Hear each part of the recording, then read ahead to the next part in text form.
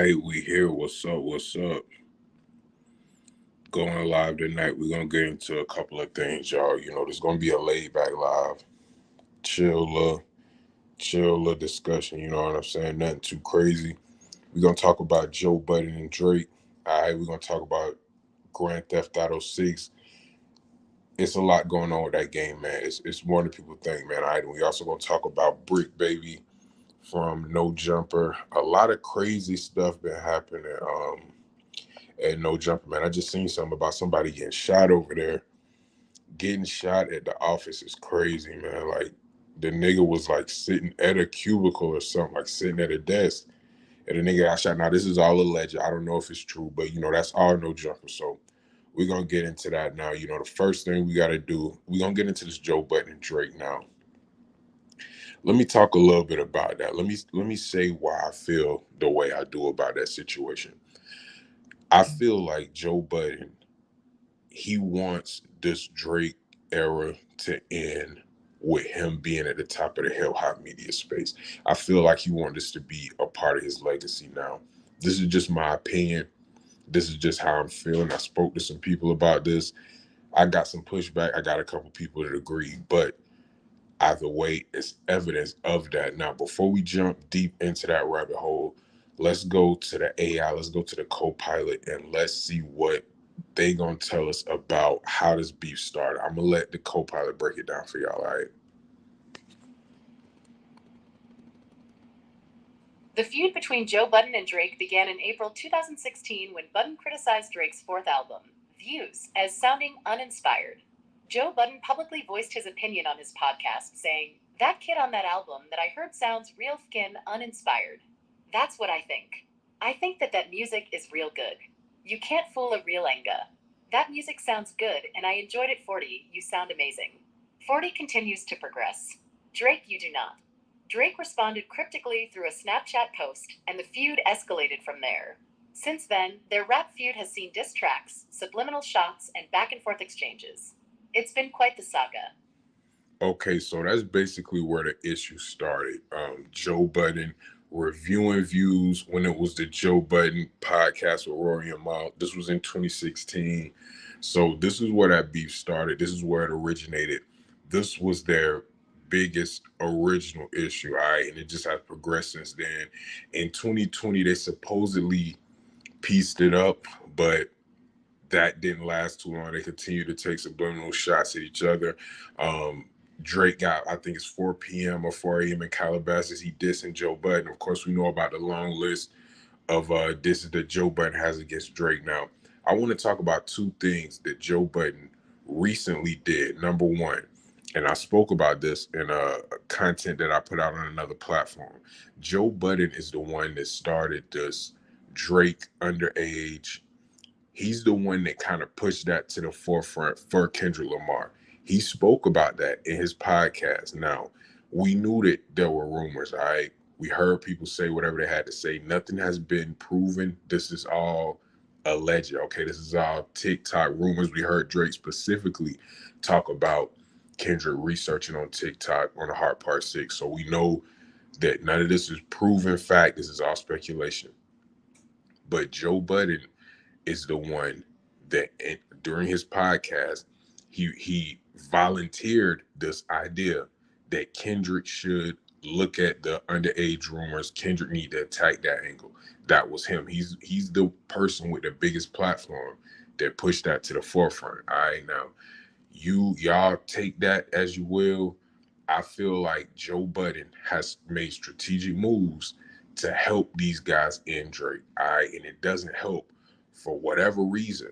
Mal from Rory and Mal is super tight with Drake. I don't really know where that relationship got tighter at. I know Mal has history in Toronto. He's in Toronto a lot, but I didn't see that coming. I didn't see them being super tight. And as they grew closer, it seemed like Drake and Joe Budden grew further apart. Because again, in 2020, they squashed the beef, or they supposedly squashed the beef, but it kept going. And Drake even mentioned Joe Budden creating this narrative in the Taylor Made track during the Tupac verse. Drake speaks on it. He said, "Heard it on the Budden podcast. It's got to be true." When when they was speaking on the underage allegations, so I mean, Joe Budden kind of created that narrative. Now recently, he went at Drake's parody track.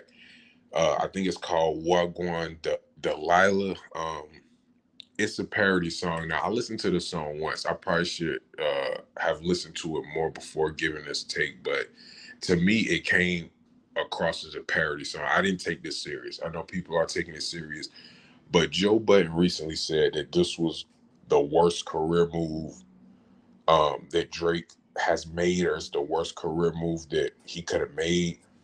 Listen, man, I feel like these are exaggerated things that Joe Budden is saying. He does this when he gives takes, he exaggerate things, and he'll exaggerate things, and all of a sudden, a couple weeks later, a couple months later, that will be the narrative among a certain cluster of people. Okay, now he does have a big platform, we know that, but the way that he throws things out to the public is very intentional.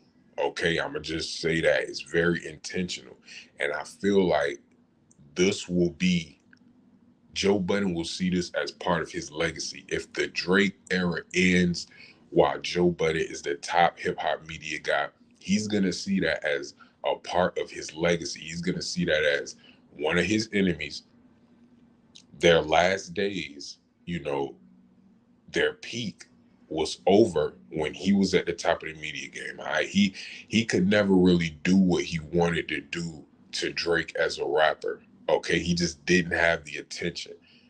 Remember, y'all, this man made 5 disses against Drake. All right, let's look that up. Let's ask Copilot how many disses did Joe Budden make. Y'all hang tight for a second.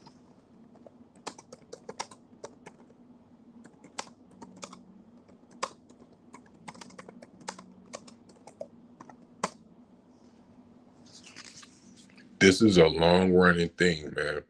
This is a long running thing. Let me see what the AI got to say. Joe Budden fired off 3 diss tracks aimed at Drake during their feud. The tracks were titled Making a Murderer, PT1, Afraid, and No Shopping, which was in response to Drake's own track. The beef between them was quite intense. Okay, now I can tell you, I think it was more like 5. I don't know, but I remember it being closer to 5. Maybe these 3 here were the most popular ones. Afraid was my favorite one. In my opinion, Afraid is one of the most slept on diss tracks of all time. And I'm really not a huge fan of Joe Budden's music, but Afraid is one of the most slept on diss tracks of all time. It's a really good diss track, but he released 3 disses to this man. So he wanted that engagement with Drake. He really wanted to go head to head with Drake. He was one of the, first people besides Common and Pusha T who was really kind of trying to bait, Drake in. He could never do it with rap. And, I'm sure Joe Budden felt very confident that he could, get Drake out of here easily when it came to the bars. I'm pretty sure he was confident that if he got that engagement from Drake, if Drake locked in on him, that he would come out victorious. You know what I mean? But it's something that, he could never do. Drake was always able to duck and dodge and just kind of slip through the cracks. He released all these disses and, they kind of garnered a little bit of attention, but Drake just kept making party music, kept making dance music. He kind of danced his way up out of it to see, slid his way up out of it. Like Kendrick mentioned, he's done that before. He's been in beefs and he just came back with bangers. So that's just a testament to his music making abilities. And that's something that he was able to escape the Joe Budden beef with. Will he be able to do it this time with Kendrick? We don't know, but Joe is definitely remembering all these events. All right, he's remembering all these events. He's remembering when, in interviews he's getting asked about Drake, and he was getting a lot of heat on his podcast because people felt like he was too tough on Drake's reviews. Anytime he would review a Drake album, he would kind of go extra hard. People was wondering where that was coming from, and I don't know before Views if they had a problem. I heard they both dated a couple of the same women even before the Views review. I don't know if that's confirmed, and I'm not saying they were beefing prior to this, but from what I'm hearing, there was tension in that relationship even before the Views review. Okay, so again, that's just what people are saying. That's what people are saying on the internet. But again, in 2020, it seemed like they patched things up. But let's go back to the AI real quick. I want to ask the AI a specific question about Maul, because again, I don't know how him and Drake are rocking. I don't know where the strength in that relationship came from. So let's go to the AI and see.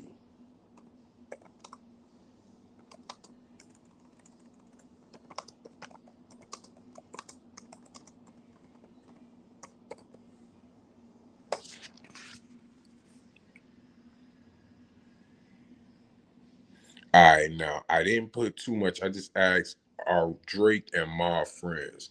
Let's see what the AI got to tell us about Drake and Maul's friendship. Mal has been a staunch supporter of Drake, especially during their feud with Kendrick Lamar. On a recent episode of the new Rory and Mal podcast, Mal defended Drizzy's strategy, praising his counterattacks in their rap beef. However, it's worth noting that Mal's loyalty to Drake has sparked some reactions, including a response from TD's president, Punch, who expressed concern about Mal's passionate defense of the Canadian rapper. So, while they may not be best buddies, Mal certainly has Drake's back. Now, that was pretty accurate. And that was a surprising moment for me when Punch from TDE, was it Punch or Top Dog? I'm not. Yeah, it was Punch. When Punch from TDE, I think he tweeted or it was some type of social media post. He spoke on Maul's um, relationship with Drake, and that was kind of interesting to see. Okay, other people are seeing this too. Other people are seeing how tight they're becoming, and I feel like that was strategic on Drake's part as well, to get someone like Maul, who's in the podcast space, who's in the social media, the media influencer space, and communicate with him throughout this whole beef, because they were communicating throughout the beef. I on episodes of Rory and Maul, multiple episodes, during the Kendrick and Drake beef, you would hear Maul say, "I spoke to Drake, I talked to Drake, whatever. He said XYZ." He would never go into super deep detail, but they did keep a line of communication open. So, yeah, man. And like I said, as they grew tighter, Joe Budden and Drake kind of drifted, more and more apart. I even remember Joe Budden reached out, like it was some type of video or something, like they were communicating through video, and Joe Budden played one of the videos of him and Drake communicating on the podcast during the Rory and Ma days. So it seemed like the beef was done, but I guess not. All right, I guess not. Now, where's this heading? I don't know. What I think we all got to do, and what I think we all got to look at when it comes to this Drake and Kendrick thing, we got to pay attention to their albums. Okay, we got to pay attention to their albums. We got to see what shots are taken on the albums. We got to see the features on the albums. We got to see the quality on the albums. All right, we got to see the quantity. We got to see how much music they produce. That's gonna tell us what happens next. Okay, I don't feel like this beef is over. I don't feel like it's done, but I feel like this the diss back and forth, that chapter is closed. All right, this is something that I tell people when I'm discussing this beef. A beef that was brewing this long for several years, it don't just end, y'all. Remember, a beef brewing this long doesn't just end like quickly, like how most people feel it did. If you want to say Kendrick won, cool. If y'all want to say Kendrick won, that's fine. Do I think Kendrick won? I feel like it was more of a tie, but the consensus is Kendrick won, that's fine. But y'all got to understand that this is just round one. All right, things this deep, they just don't disappear. They just don't go away. It's gonna be here for a while. So their albums is gonna be the next step. Let's check the co-pilot. Let's see, when is Kendrick and Drake dropping, y'all? Let's get into that. All right.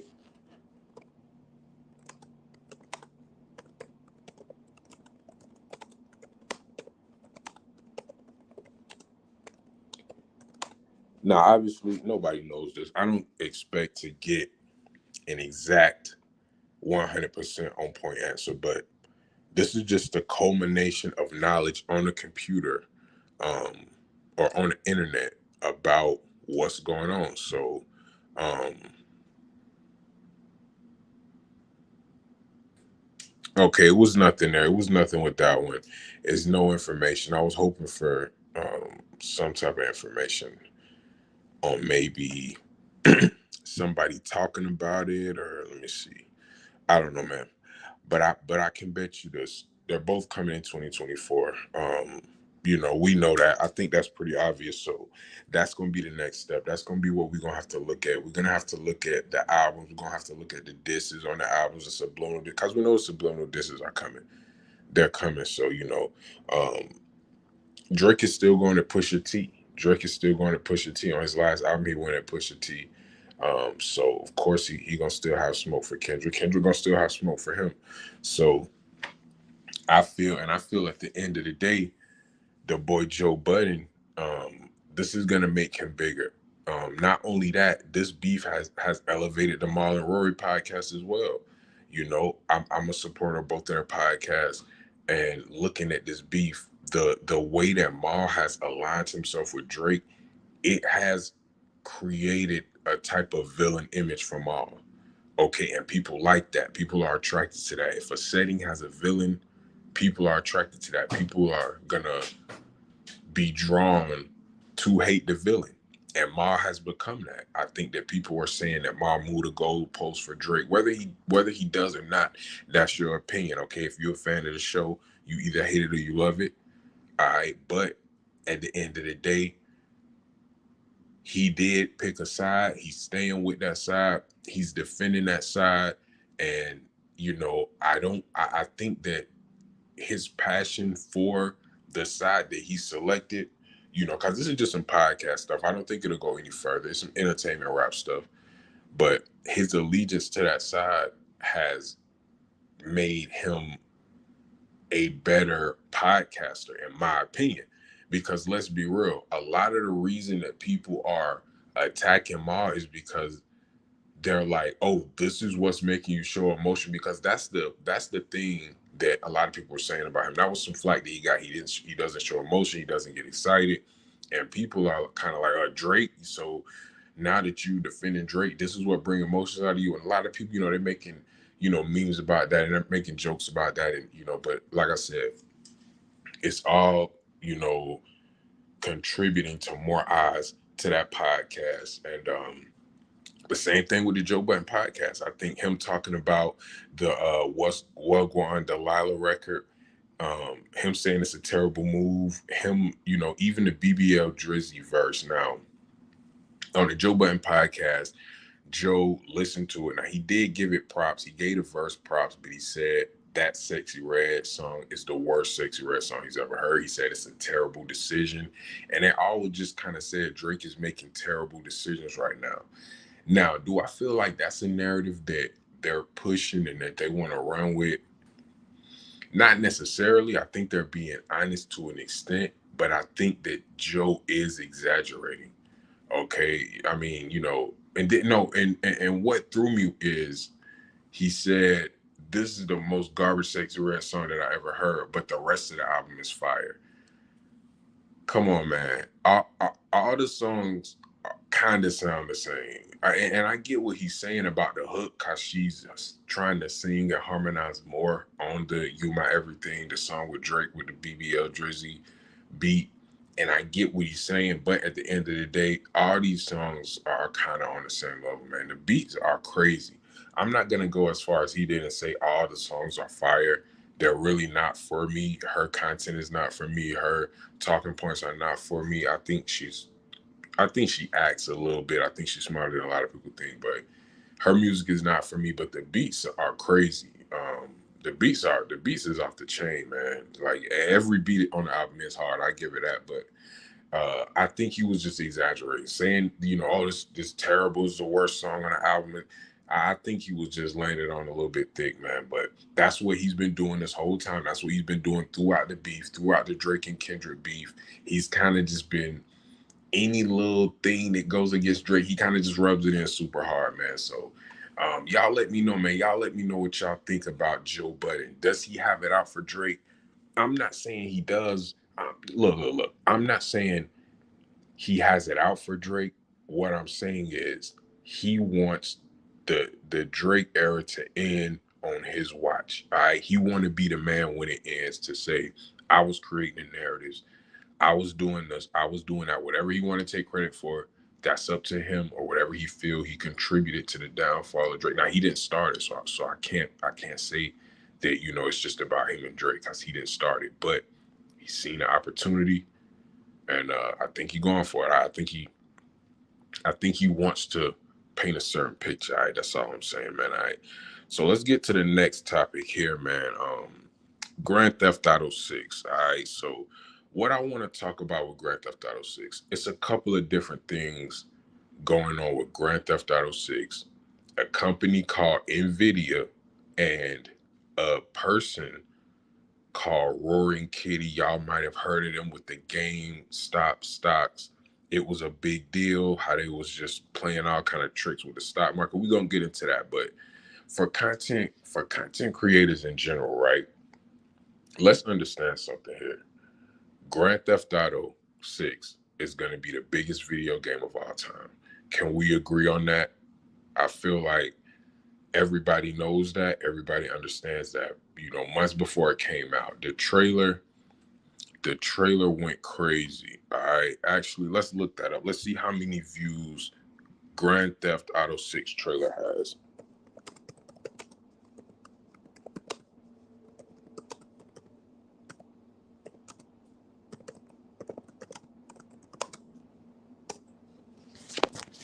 So this is going to give us a slight idea of how many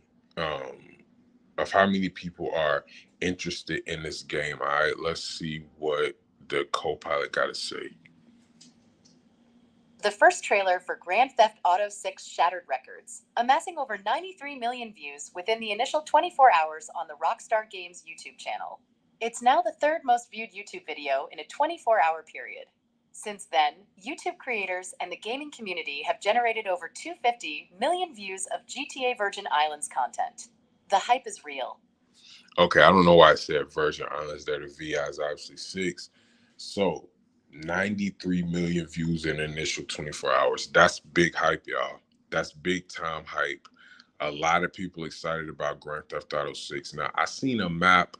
I don't know if this is true. It's a map, and it showed every city from Grand Theft Auto 4 up. It was Grand Theft Auto 4. It was San Andreas. It was Vice City, and it was Grand Theft Auto 5. All of those all of those cities were like, they're basically saying all those together was going to be the Grand Theft Auto 6 map. Y'all get in the comments to let me know if that's true. I don't know where that picture came from. I never seen that picture before.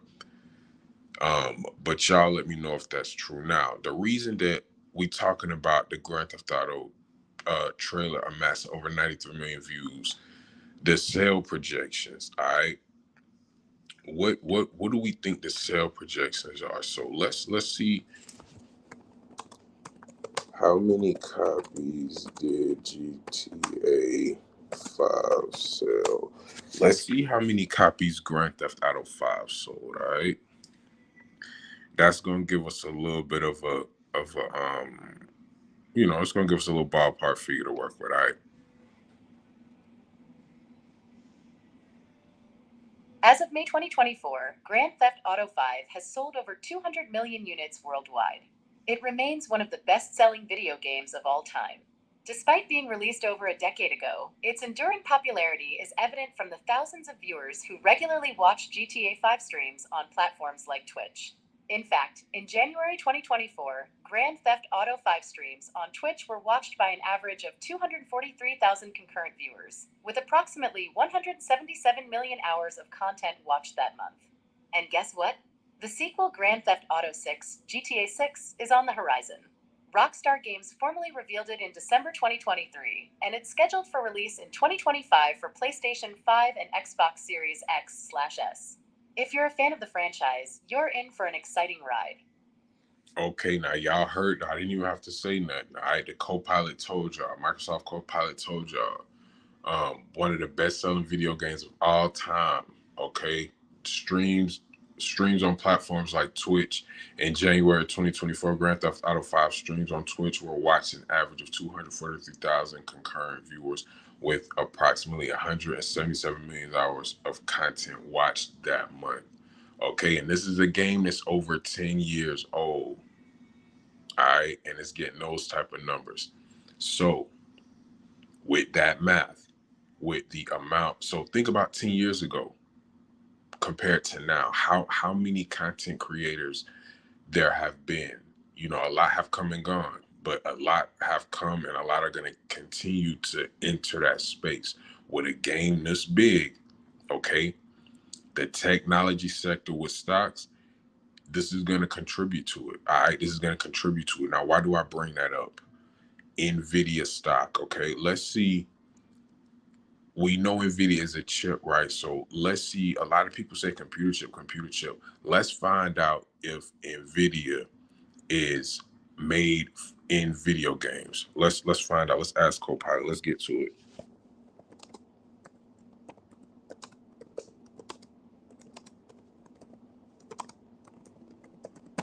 So we know they in computers. Let's see gaming consoles. All right, PlayStations, Xbox, what have you. Now we're gonna get into some technical stuff about NVIDIA as well. But let's just talk about Microsoft and Sony consoles. All right, let's talk about video games for a minute. Let's get into our nerd bag just for a minute. How important is NVIDIA when it comes to video games? Microsoft Copilot, let us know.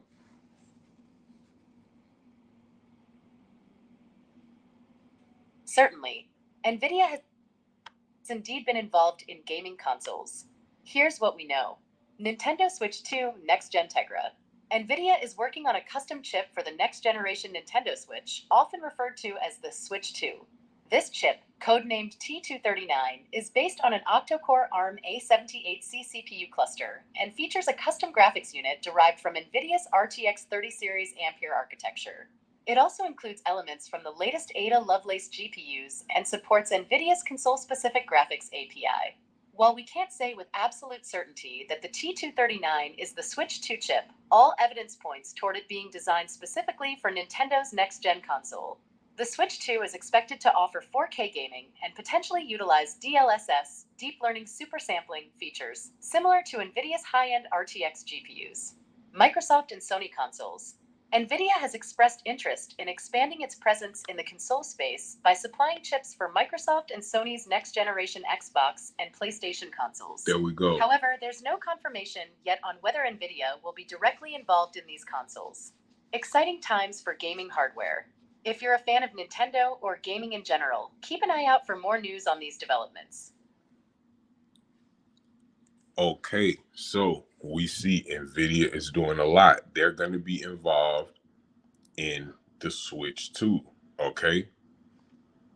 They're working on a chip for the next generation Switch, okay? That's a big deal right there. They're working on chips for Xbox Series S and Series X and PS5, okay?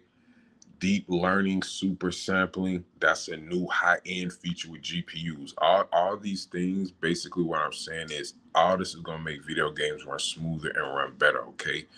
With a game, with the biggest game of all time is going to be released next year, okay? So NVIDIA stock has already been going crazy when GTA is released, with NVIDIA stock going crazy, with the demand for these chips. We know NVIDIA working on a Switch 2.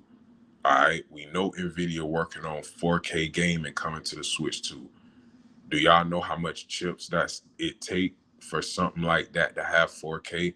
How many kids is going to be utilizing these things? All right, the Xbox and the PlayStation consoles, they're making new consoles. All this is doing is beefing up technology. It's making technology better. Okay, they're gonna depend on Nvidia more and more. So let's look at Nvidia stock. All right, this is going somewhere. Let's take a look at Nvidia stock. Let's ask, how has Nvidia stock been doing? This is not me, y'all. This is Copilot telling y'all.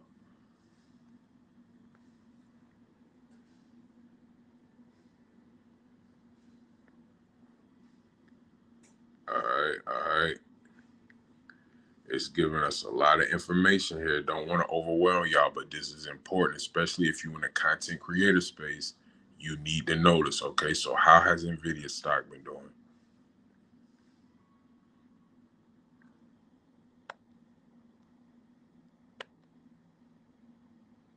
As of the most recent data available, NVIDIA Corporation, NVDA, has been performing well in the stock market. However, please note that stock prices can fluctuate rapidly, and it's essential to check real-time data for the most up-to-date information.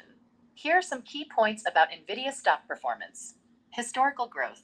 Over the past few years, NVIDIA has experienced significant growth due to its dominance in the graphics processing unit (GPU) market, as well as its expansion into artificial intelligence (AI) data centers and autonomous vehicles. There you go, right there. The stock has seen substantial gains, especially during the surge in demand for GPUs for gaming, cryptocurrency mining, and AI applications. And the biggest game of all time is coming out next year. Remember that. NVIDIA continued to benefit from strong demand for its products. The company's focus on AI, machine learning, and high-performance computing has contributed to its positive performance. Keep in mind that the stock market can be influenced by various factors, including global economic conditions, industry trends, and company-specific news. Stock split. In June 2023, NVIDIA announced a 4-for-1 stock split, which means that existing shareholders received 3 additional shares for each share they owned. Stock splits are often seen as a positive sign by investors and can lead to increased liquidity and accessibility for retail investors. Future prospects. NVIDIA's growth prospects remain strong, especially with the upcoming release of new gaming consoles, advancements in AI, and the expansion of data centers. However, as with any investment, there are risks, and it's essential to do thorough research and consider your own financial goals and risk tolerance. Remember to consult a financial advisor or conduct further research before making any investment decisions. NVIDIA Corporation. 2024 NVIDIA Investor Relations. Source: Takahashi D. 2023. NVIDIA CEOs. All the sources are official NVIDIA CEOs, Nintendo CEOs, and CEOs of holdings companies. All right, so all this is facts. Shout out my boy Louis Reacts in the chat. I see you. We probably gonna be on live in about 30 to 40 minutes. All right, y'all can catch me and Louis Reacts. We probably gonna go live right after this. So shout out to him in the chat, man. We about to fuck the game up, man. But y'all just heard that for yourselves, all right? Future prospects, NVIDIA's growth prospect remains strong, especially with the upcoming release of new gaming consoles, advancement in AI, and expansion of data centers. Upcoming release of new gaming consoles.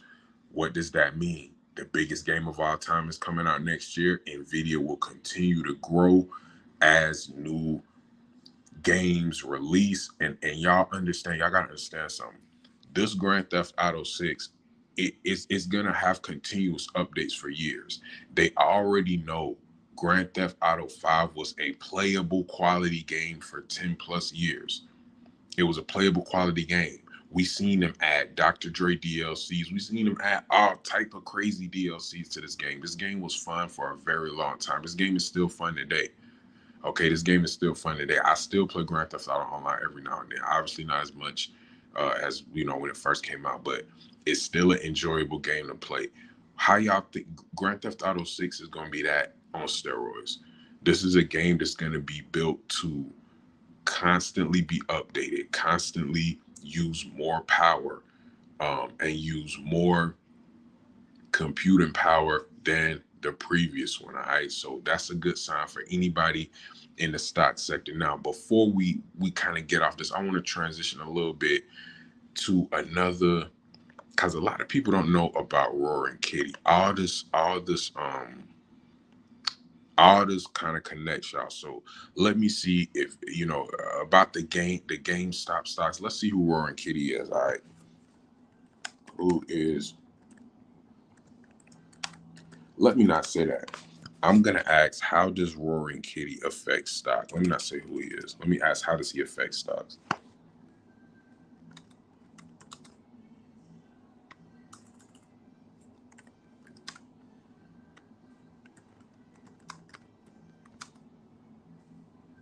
I know some of y'all may know who this dude is, um, but some people just don't understand what's going on. All right, so he got a lot. He has a hand in YouTube. He has a hand in stocks. He works. Is he is documented heavily by content creators. So a lot of people believe that he leaks information to content creators. I'm gonna let the AI tell you about this dude. If you heard about the GameStop, or excuse me, the GameStop stock um, shorts and all that, this is the dude who was behind it, and he took a little hiatus for like a year or so, but he's recently reemerged. All right, so that goes to play in this whole thing too as well.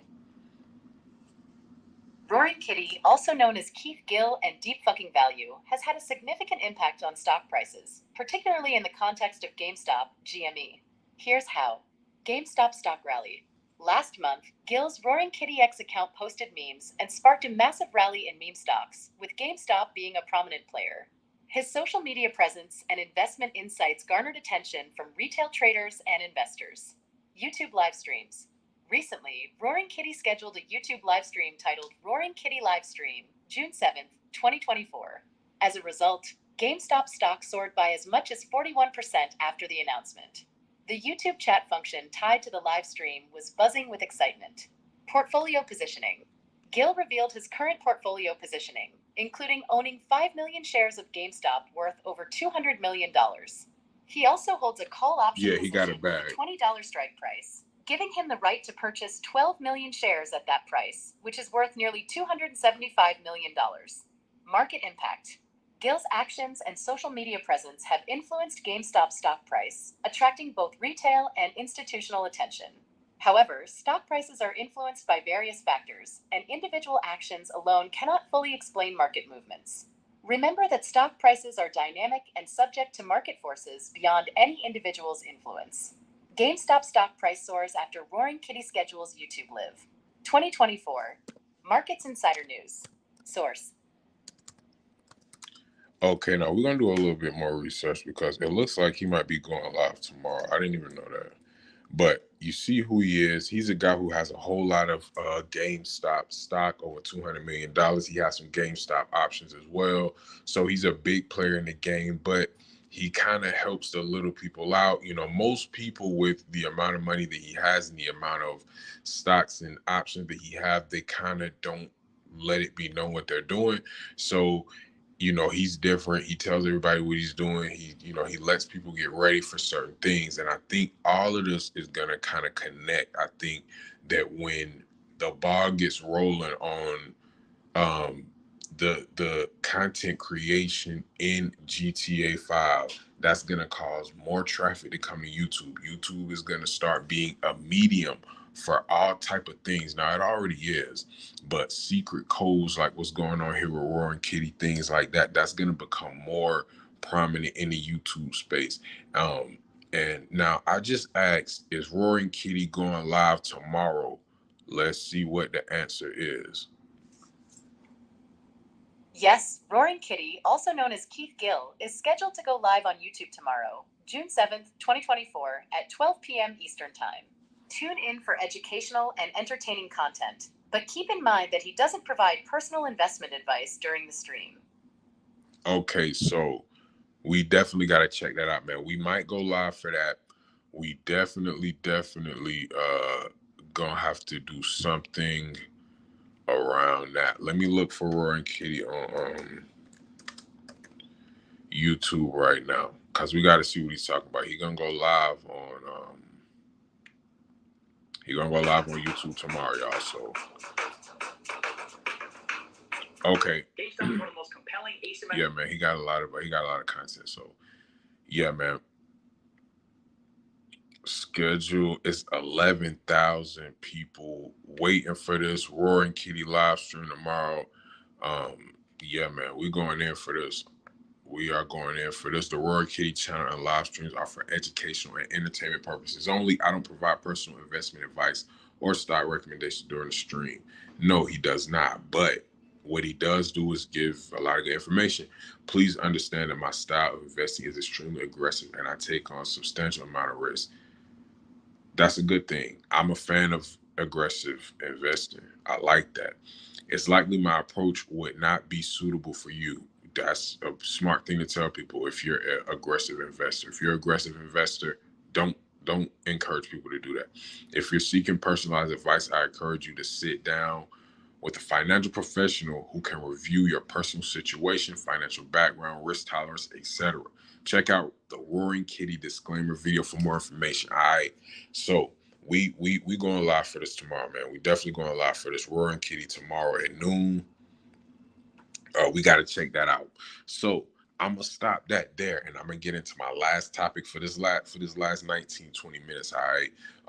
I did not know Roaring Kitty was gonna go live tomorrow, so we gonna dive deeper into that rabbit hole while he's live, man. I'll probably be live at the same time, maybe a little bit before, maybe a little bit after. All right. So the last thing that I wanted to get into was No Jumper, man. Now a couple different things happened at No Jumper. You know, no Jumper has, it's been having issues. All right, I'm gonna just say it's been having a couple of issues. Me and Louis Reacts spoke about it on some other content, and he said he didn't feel like the platform was falling off. He said he was rocking with it. He said he was a fan of it. He actually said that he liked the new setup more. Now, I don't know. I feel like those different shows that they had, that's kind of what made them unique. Now, before I dive into the deep stuff, I think I remember somebody saying that during that time, Adam had made over $1 million in a month. Let's look that up. All right, let's ask Copilot. And I'm not a pocket watcher. This is a business inquiry. All right, this is a business inquiry. Has No Jumper made over $1 million in a month? All right. Because I remember at a time that was possible.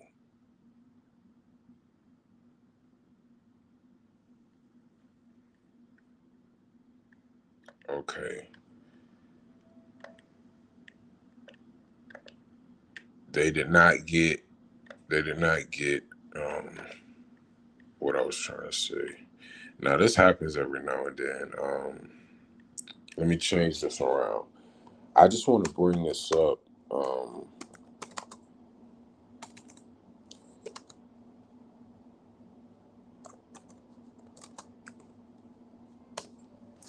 And see if this is true, because I heard it somewhere. Here we go. Let's see if this is true. Has No Jumper made over $1 million in a month? Indeed, Adam22, the host of the No Jumper podcast, has achieved remarkable financial success. His net worth is estimated to be around $3 million. The No Jumper podcast, which features interviews with various figures from the hip-hop and BMX worlds, has been a significant source of income for him. Additionally, Adam22's YouTube channel, where he continues to engage with millions of subscribers, contributes to his earnings through ad revenue and brand collaborations. Okay. His entrepreneurial ventures and online presence have certainly that's not exactly what we wanted. But the bottom line is No Jumper was making a lot of money. Okay, they was making a whole lot of money. I believe that's a low ball for Adam. All right. I believe Adam is probably worth more than $3 million now. The main thing that I want to talk about with No Jumper was the in-house beefing. Okay, that to me, that was kind of getting corny. It was getting out of hand. And it was coming to a point to where Adam's moves were just predictable.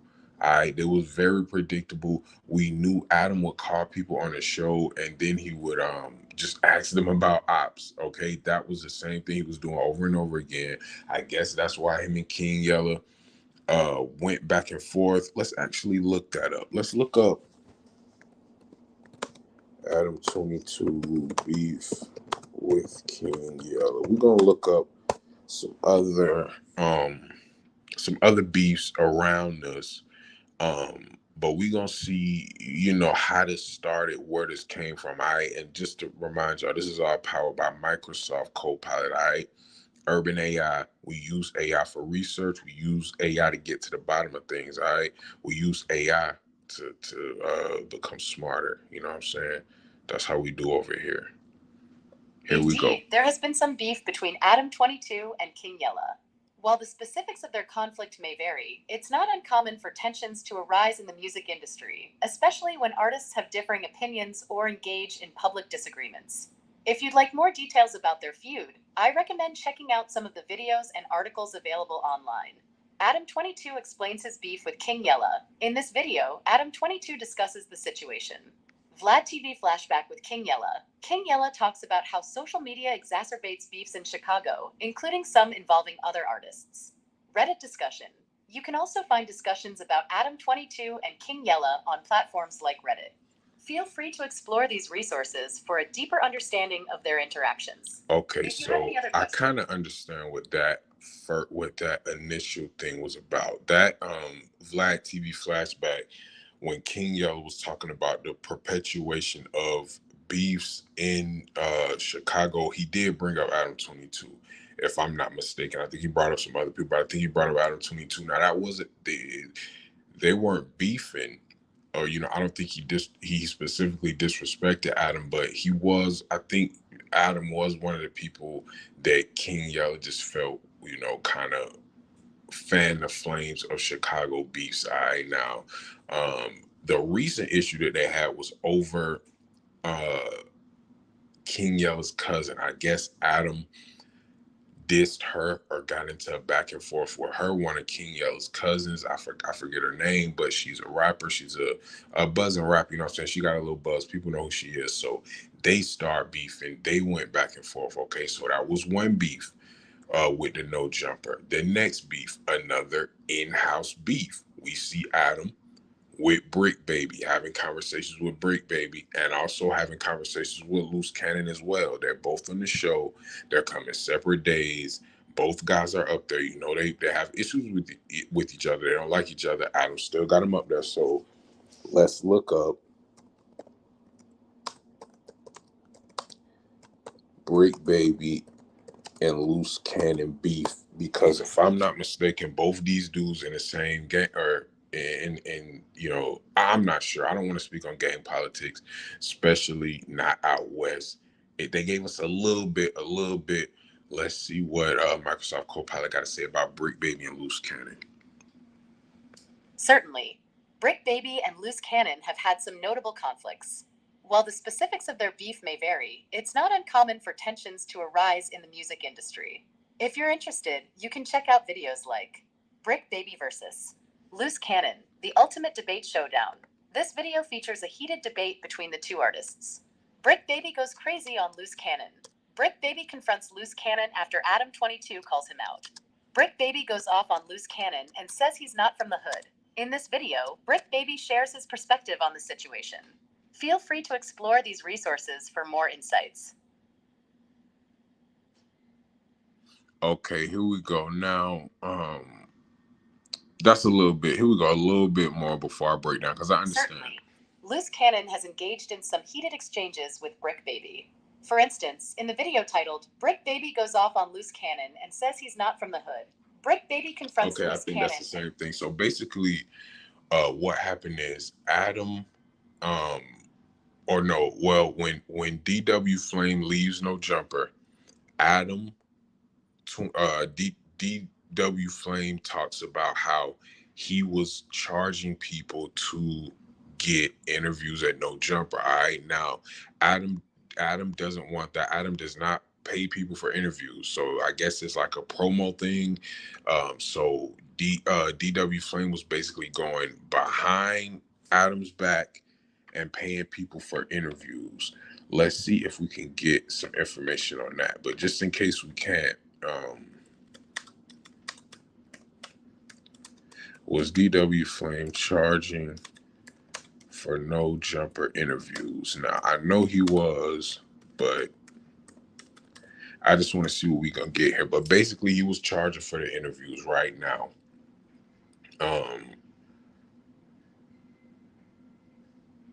He was charging for interviews. Now he revealed us information after he left No Jumper. Okay, he said, "Hey, we weren't making a lot of money. The people up there who be on the shows, they don't make a lot of money.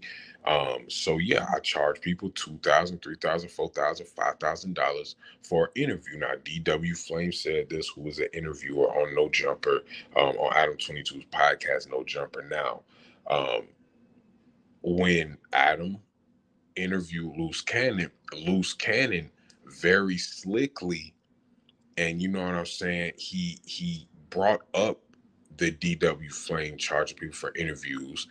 Again, Adam responded and said, that wasn't acceptable. If he would have found that out while DW Flame was there, then, he would have fired DW Flame, or it would have been some type of discussion about it. Now, Loose Cannon is going somewhere with this. Loose Cannon then proceeds to show Adam text messages of Bricc Baby charging somebody. I'm not sure if it's Loose Cannon's artist or Loose Cannon homeboy artist, but an artist that Loose Cannon knows, charging them. It was a female artist who had a record with Cardi B, so she was buzzing. She was trying to get her name out there, and Bricc Baby was charging them for an interview. Now, this is how the initial argument started, because Loose Cannon set it up to for Adam 22 to talk down on people charging for interviews, because he brought up the DW Flame thing. Then once he got Adam to say, yeah, I will have to reprimand, or I will have to discipline whoever was charging people for videos. After he got him to say that, he then showed him text messages of Bricc Baby charging people for interviews. Now, Bricc Baby cleared it up on an episode. He said he wasn't specifically the person wasn't specifically asking for a No Jumper interview. He said his promo team booked it, and to Bricc Baby's, to his defense, it did not say specifically No Jumper. He didn't say how much. He didn't say I need a No Jumper interview. He just said I need an interview. Bricc Baby replies $2,000 or whatever the price for an interview. He didn't say No Jumper. So maybe Bricc Baby lying, maybe he not. The way that it's worded, you kind of got to take his word for it, because that's not proof that he was charging for No Jumper interviews. Either way, Bricc Baby, once they begin arguing back and forth, Bricc Baby basically says, I have more bodies than you have fights. Okay. Telling DW Flame that telling Loose Cannon that he has more bodies than he has fights is crazy. All right, essentially, you're admitting to deleting people. You're saying on No Jumper podcast that you're deleting people. Bricc Baby has been in the algorithm for a couple of things. All right, this might have went under the radar a little bit. I know it did not on the West Coast. Let's look up Bricc Baby Quando Rondo. All right, do y'all remember that issue?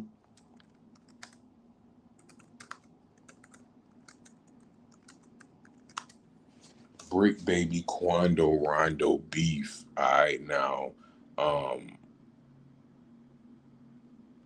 gonna take a listen to this. Bricc Baby and Quando Rondo have had some tensions and conflicts. In interviews and songs, they've addressed their issues. Bricc Baby, a rapper from Long Beach, has openly discussed his problems with Quando Rondo. If you're curious, you can check out interviews and tracks where they've shared their perspectives. Okay, now, let's take a listen to this. Quando Rondo says if you're 25 or older, it's time to let the streets go. It's 2005, baby's turn. Nah, this is No Jumper. See? Is that true?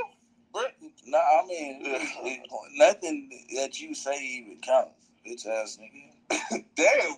Wait, Wait. All right, so you see, this is the clip that came up. This is a No Jumper episode, all right, from about 9 months ago. So this was way they was beefing at this time. Okay, now obviously we know Bricc Baby, or people say Bricc Baby is an affiliate with Lil Durk. Obviously, Lil Durk doesn't like Quando Rondo. Quando Rondo's homeboy Lil Tim is the alleged killer of King Von. So a lot of people feel like Bricc Baby is somebody on the West Coast, because Quando Rondo does claim Crip. He's someone on the West Coast that can facilitate things on the West Coast for Lil Durk, and he happens to be from where the gang that Quando Rondo is in originally started, which is Los Angeles. Okay, so um, that is where, or California. I'm going to say California. I don't know too much about gang politics. I know Crips and Blood started in California. All right, so that's that. Now, this was, and the reason that I'm bringing this up, this Quando Rondo Bricc Baby beef, is because Bricc Baby made a diss about Quando Rondo, okay, and it kind of got into the algorithms to where it made it seem like he had something to do with Quando Rondo's homeboy getting deleted. Okay, when Quando Rondo's homeboy got deleted in California, the way that the type of language that Bricc Baby was using at that time, because people were asking him about it. People were asking him about it. People said that he put it in a song, or people said that it was a song about it. I ain't gonna look that up. I don't want to look that up. If you want to do the research on that, you can. Um, if you want to do the research on that, you can. But again, it was just the point that I was making is Bricc Baby continues to put himself in situations where he's openly talking about crimes on the internet. You understand? That needs to stop. Okay, this is becoming a pattern with him of the. Now, I'm not saying if he's doing this or not. I'm not a police, I'm not a judge, I'm not a jury, I'm not none of that. What I'm saying is when he says certain things, the algorithm connects him to other things. Now that may sound kind of weird, but when you talk about the content creators that we have on YouTube, the way that these people make mini documentaries and what have you, this type of thing where it's a lot of conspiracy theories. Okay, the conspiracy theories bag is deep on YouTube. All right, it's real deep. It's a lot of people with conspiracy theories, and some of these get picked up. And when keywords are with you, when you say keywords, when you're constantly talking about deleting people, when you're making songs about deleting people, these things are become connected to you in the algorithm. So people start to make narratives about it. People start to create conspiracy theories about it. People start to have conversations about it, even if it's all alleged. We know it's all alleged. All right, we don't want nobody getting in trouble on urban AI. That's why we use AI to help us fact check everything. All this is alleged. But either way, it's connecting you into the algorithm. And maybe Bricc Baby feel like the algorithm is a fake place. Okay, maybe you feel like the algorithm is a fake place. If he does, that's fine. It is police on the internet though, okay? And I just don't understand why he continues to associate himself with deleting people and talking about it on the internet. I don't know, man, but I think No Jumper, let me see if I can find, let's see, someone shot at No Jumper. Let's see what happens.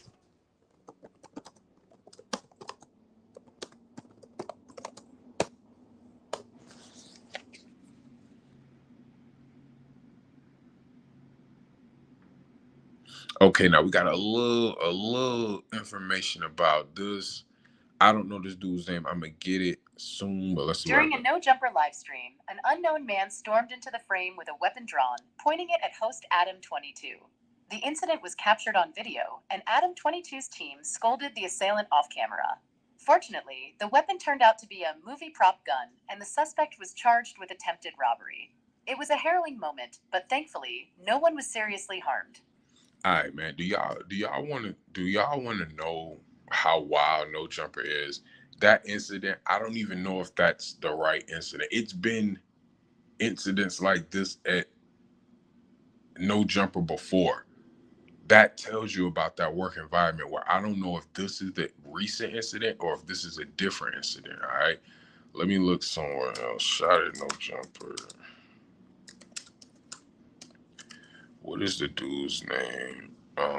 Because I had never heard of this dude before. Okay. Dejan Paul details how he got shot at No Jumper. Adam says that he's lying. Dejan Paul, y'all, let me know. Anybody know who that is? What did he do on No Jumper? I'm not familiar with this dude. Let's see. Should logically be deeply upset about the stream that happened yesterday. I'm gonna let you know. When I saw the flyer and I saw that it was coming up, I was overjoyed. It's like the best thing that could possibly happen. Talk. Just keep talking. The more you talk, the more convinced I am that you don't have appropriate legal counsel, because the number one thing that they're going to tell you is stop talking. Yeah, that's a fact. All right, I'm not going to play. Oh, let me see what you're going to say. You are still technically an employee of No Jumper. You're just on like temporary leave due to the fact that you stopped showing up. So he did work at No Jumper, okay. And in addition to that, you signed an NDA. Mm-hmm. So you're coming out. All right, let's keep it moving. There's a lot going on with you. So it's a lot of people that was denying your claims. So he let this. He let this be known on Fig Community World. All right. They know the truth and they know. So Fig Community World is some guys who were part of No Jumper. All right. It was an old cast from No Jumper. I'm not gonna call nobody's name because I'm not 100%. I'm not 100% familiar, but I don't know if I even want to get into all this, man. Let me read the description.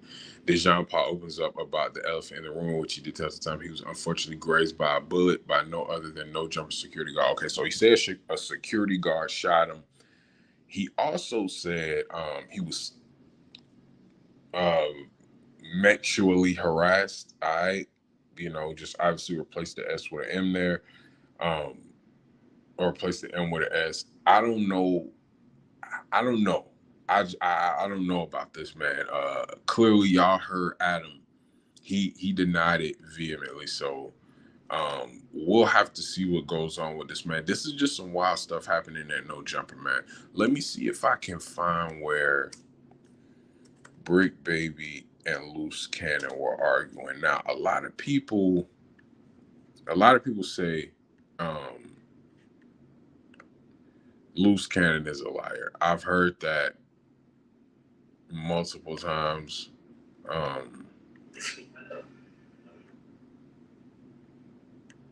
But I don't know, man. I don't know. A lot of people say he tells stories. Cause yeah, man, they've been beefing for a while. Bricc Baby and Loose Cannon been beefing for a while.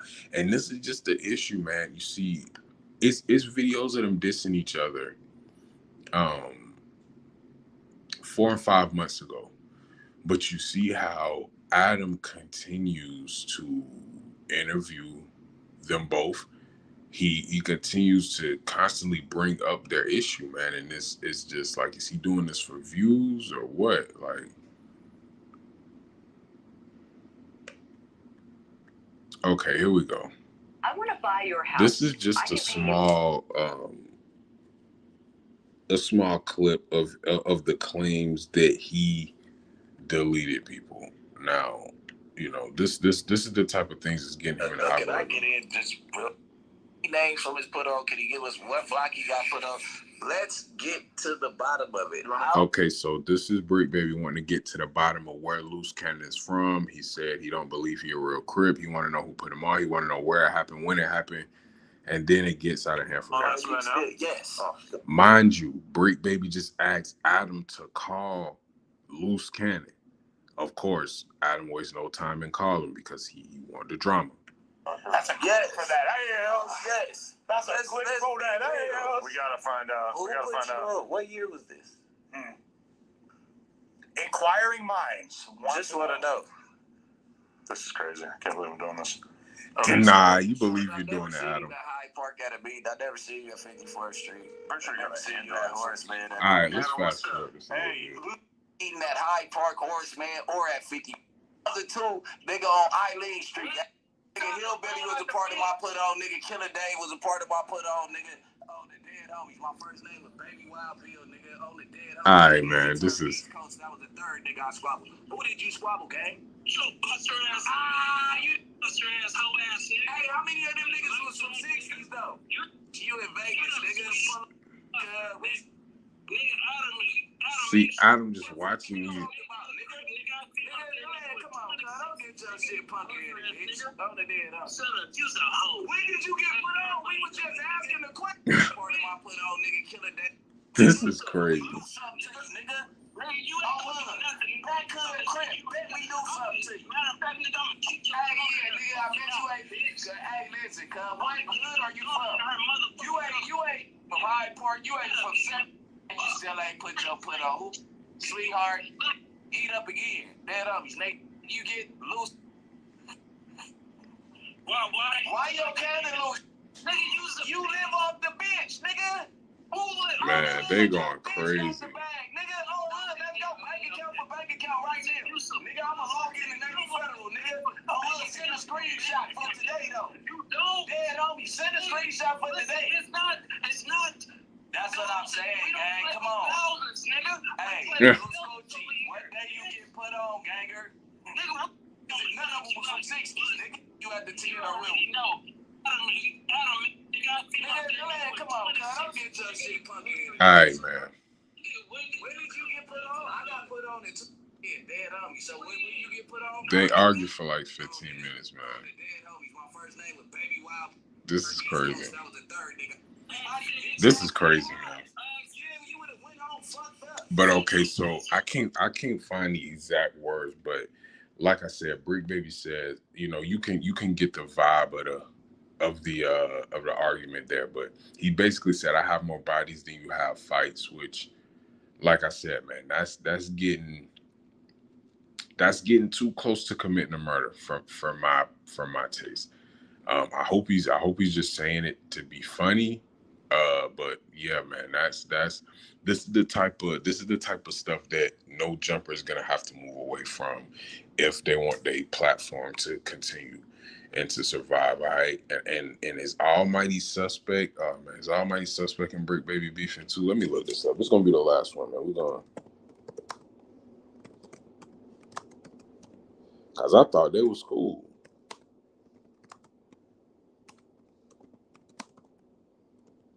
His almighty suspect beefing with Bricc Baby. This gonna be the last one.